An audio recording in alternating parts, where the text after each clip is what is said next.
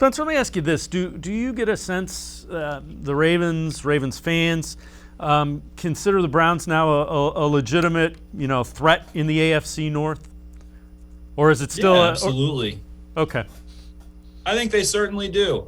The Steelers are in a weird sort of paradox right now where Ben Roethlisberger is hanging on by a thread, and the Steelers have played the Ravens really well, and that rivalry remains intact. But the Browns have firepower. They have an outstanding offensive line. They have I think the most important part, perhaps, of becoming a rival is competing with the Ravens in an analytical sense. The Cleveland front office has done a great job building a entire analytics department that competes with the Ravens. Those are the two largest analytics departments in the NFL. So they have a formidable offensive line. They have superstars in Myles Garrett. I mean, Odell Beckham, Denzel Ward is a ascending superstar type player when he's healthy. And the Browns are competitive. They weren't able to give the Ravens much of a contest in the beginning of last season in that blowout game in Baltimore. But then you go and have one of the most classic games in the last couple of years, particularly in the regular season, within the division.